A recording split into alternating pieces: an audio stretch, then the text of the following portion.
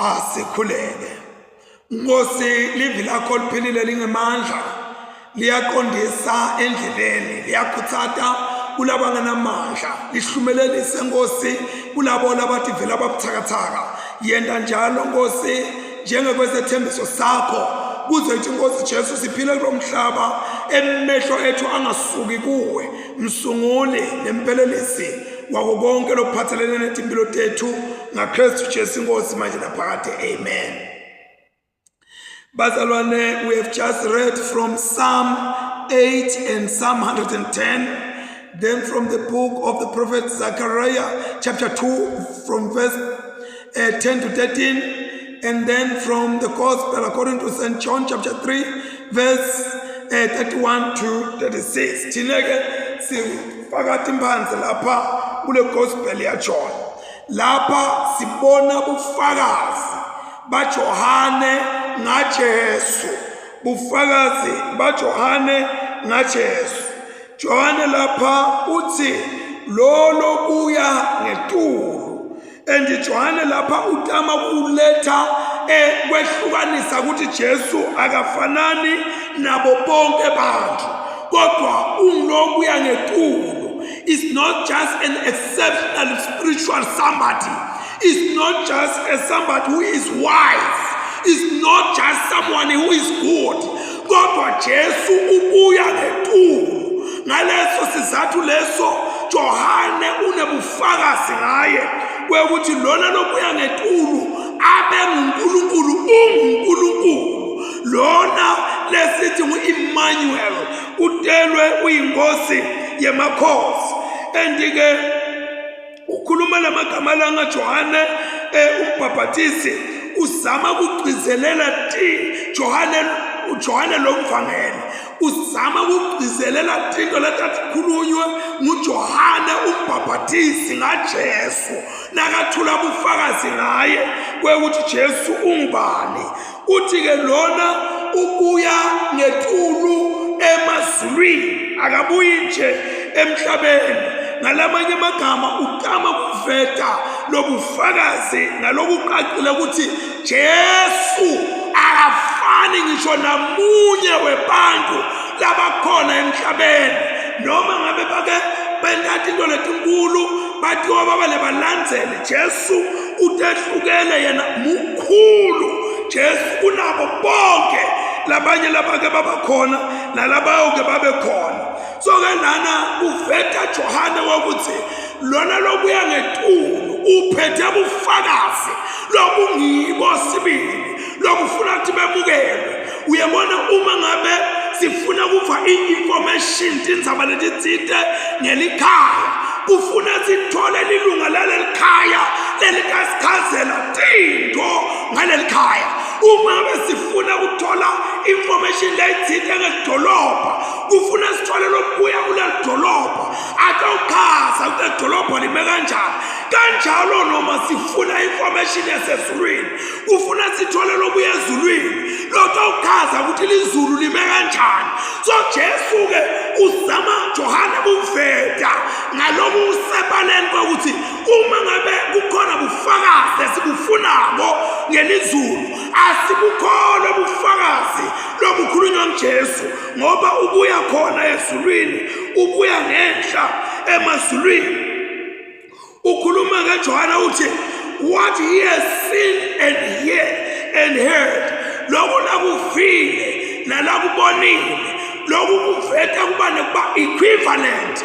Kubona nekuva, kubona kuyasondela ekuveni, kuva kuyasondela ekuboneni. Kungabe umuntu ukhuluma naye indzaba afikathi sengiyabona, sizathu ukuthi sowuyeva. Uma ngabe umuntu abona silwane lesithide noma ngakawuva umsindo waso ukuthi senda msindo lonjani, lo msindo ushesha ucreate ngoba uyawati uke wawuva before. So ke lana sikhuluma ngemuntu lobonile weva tinto tasezulwini. Lecture ukuthi is got that experience, knowledge that comes with experience. Naletinto lakhuluma ngato. Johane ke lapha ukhuluma ngokuthi no one receives udo lo wemukela bamukela bufakazi bakhe. Uyabona John uyibeka le ndzaba iba buhlungwana ngoba ukhona lesibabonile labahlanzana lebebamlandzela, ukhona lesibabonile labafanana nabo Nicodemus, khona lesibabonile labafanana nabo Joseph of Arimathea nebafundi bakhe Jesu. Kodwa Johane uthi ngalendlela le Jesu afike ngayo bekufanele ngabe umhlaba wonke ukholiwe ngeJesu, njengoba nasiza wakhokha simemetela ukuthi akuyokwentiwa lubalo umuntu lona loya akawubhalisa wonke umhlaba waphithitela ngisho nalabakhulelwe basukuma bangena indlela bomere. Uthi ke Johane ngalamanye amagama bekufanele ngabe kude umuntu longakholwa nguJesu ngenxa yokuthi uphethe bufakazi. Uthi ke Johane kude lo bemukele bufakazi bakhe. Yebo liqiniso lithi bakhona manje ukuthi baba nedlanzana labemukela umsebenzi noma bufakazi baJesu ukuthi lo Jesu lona ubuya emazulwini. Now labo labamukela lo bufakazi basho ukuthi uNkulunkulu uqinisile, kodwa labangabumukela bufakazi bathi ngalamafishane amagama uNkulunkulu unemanga. Asasike sifunde kuyena lo chapter 3 verse 33 uthi lo emukela bufakazi bakhe ulubekele luphawu lokuthi uNkulunkulu uqinisile. And then laphana ku 1 John chapter 1, let me see if I can quickly do that one. Ku 1 John chapter 1, yes, verse 10. 1 John chapter 1 verse 10 uthi nasithi asikoni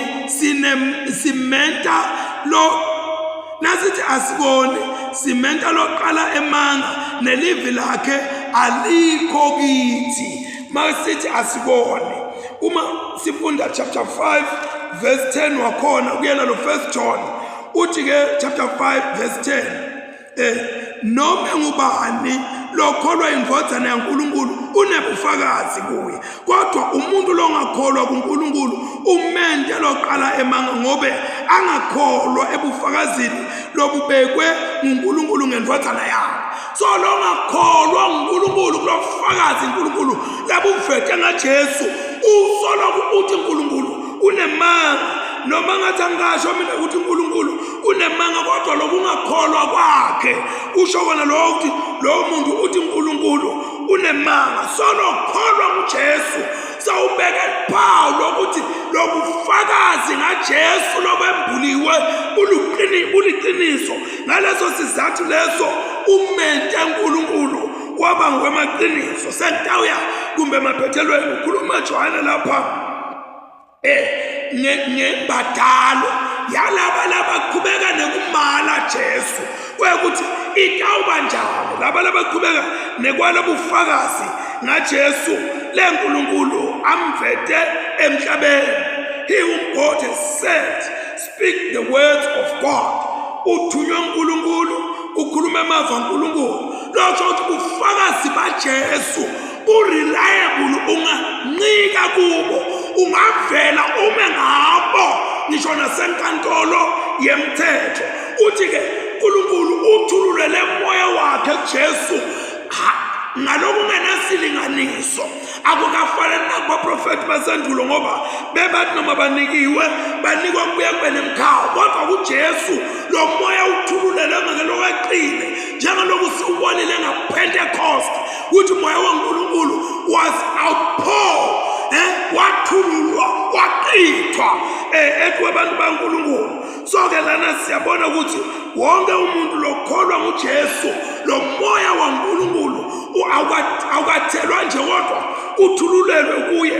Lo muntu loyo uhamba ngendlela lehlukile. Borabbi bayitolo bebakhuluma ukuthi hayi baprofeti umoya wabo uba kangaka, kwangathi kuba nesikali ukuthi uyakalwa ukuthi ube kangakanani lo moya. Lana ke uyavela ukuthi uNkulunkulu uyithandile indodana yakhe lenjesu Kristu.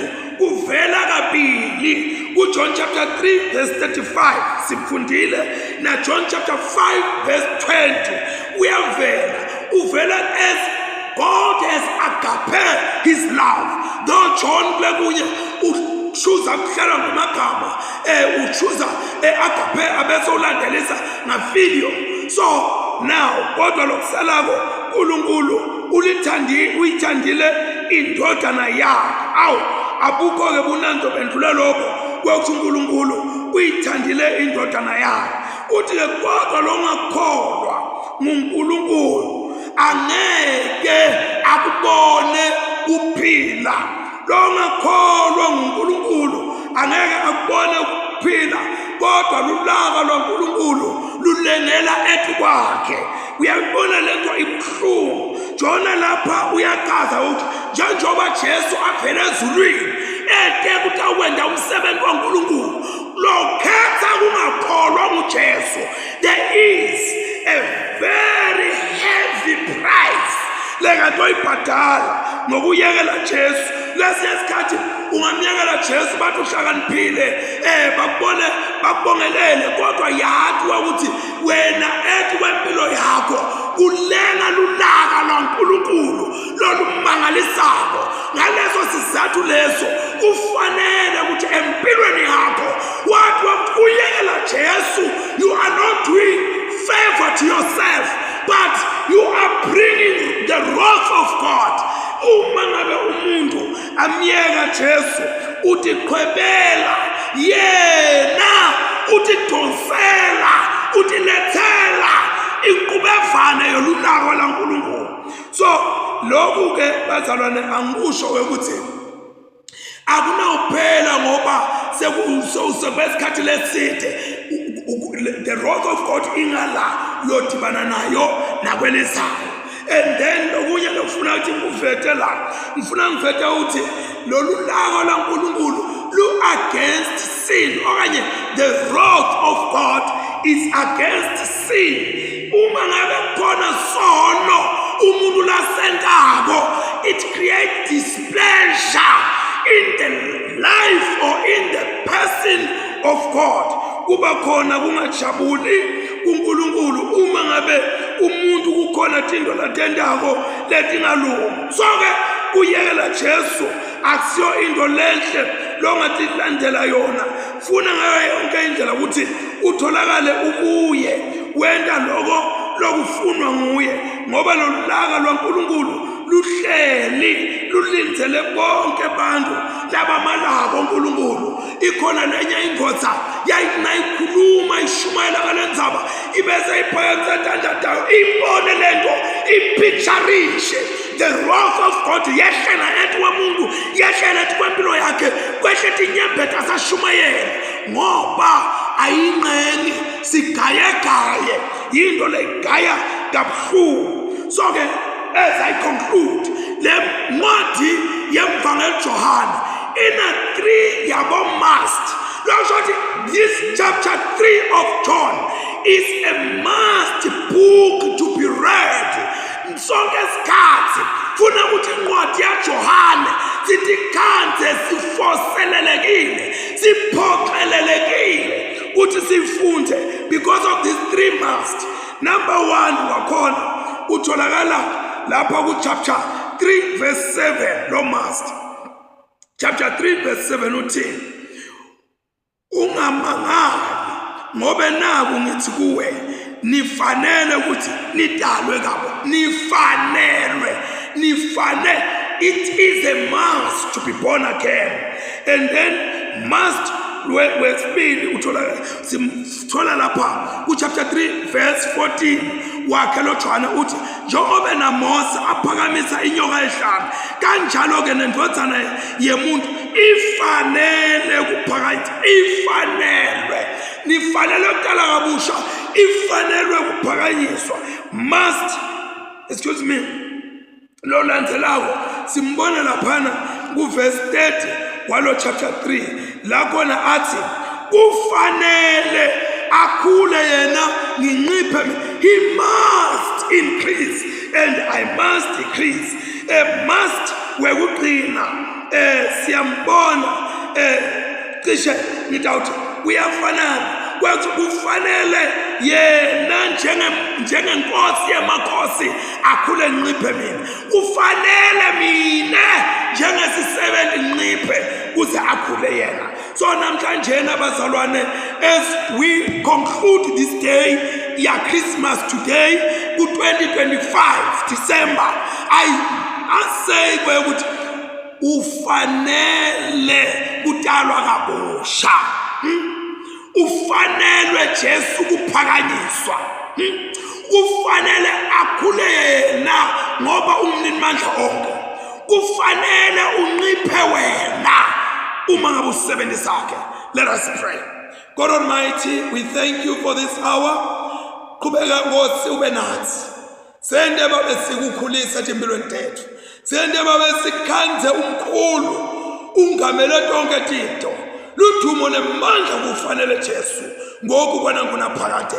In Jesus' mighty name, Father, we pray, amen and amen. And the blessing of God Almighty, Father, Son, and the Holy Spirit may remain with us all, now and forevermore. Amen. Siyabonga kakhulu bazalwane. This was a very good time. Ukhathalekile anyway. Kodwa nje it is for a good cause. Kwekuthi uNkulunkulu sendele wasivulele mathuba esaministara etindaweni etahlukahlukene kulelanga lalamuhle, and nebantu baNkulunkulu baministara nakithi ngalokufana nabo. Siyambonga kakhulu uNkulunkulu, nibe nentambama lenhle, niphinde futhi niqhubeke nimente akhule yena etimpilweni tenu. Babelolungile siyabonga egameni lika Jesu. Sibonga ukuthi Nkosi so siphile nazi isikhathi sewuthi Nkosi